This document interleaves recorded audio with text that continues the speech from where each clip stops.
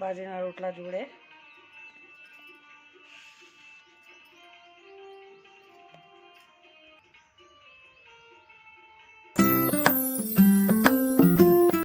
જય શ્રી કૃષ્ણ, રાધે રાધે, જય દ્વારકાધીશ, હર હર મહાદેવ.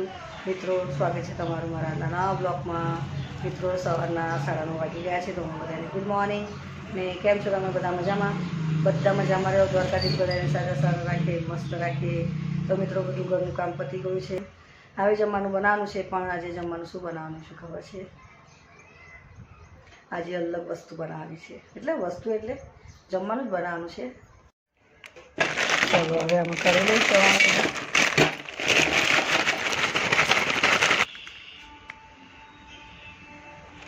આજે આનું શાક બનશે મિત્રો. જુઓ,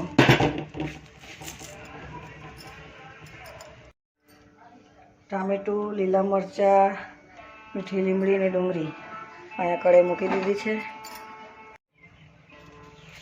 રાઈ નાખી દઈએ. હવે મિત્રો, હવે થોડું જીરું નાખી દઈએ અંદર, અડધી ચમચી.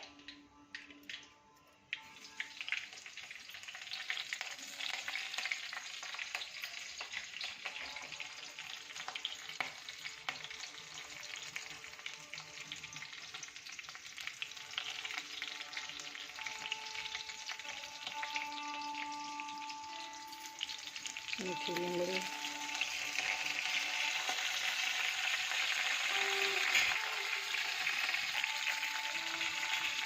ડુંગળી સમારી છે એ નાખી દઈએ.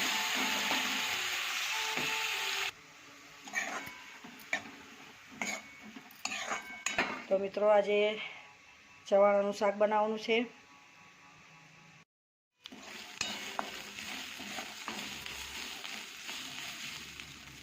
ડુંગળી શેકાઈ ગઈ. હવે ટમાટર નાખી દઈએ.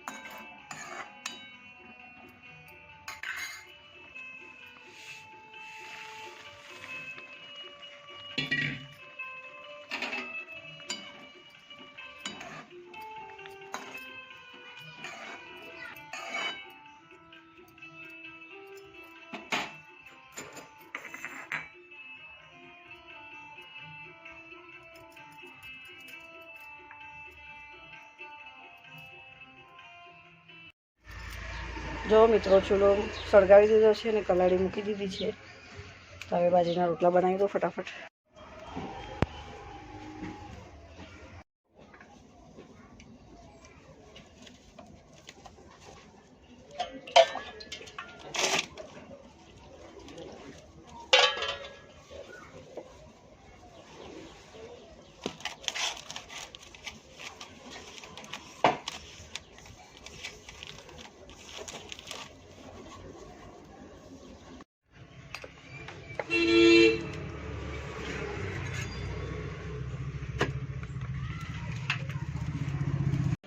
મિત્રો, આપણા દેશી ચૂલા પર બાજરીના ગરમ ગરમ રોટલા બની રહ્યા છે. આટલા રોટલા અહીંયા થઈ ગયા. હવે ગરમી બહુ થઈ રહી છે. આ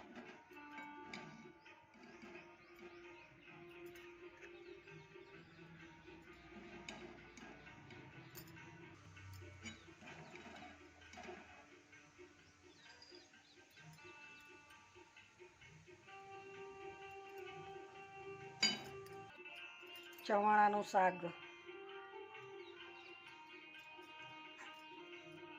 બાજરીના રોટલા જોડે.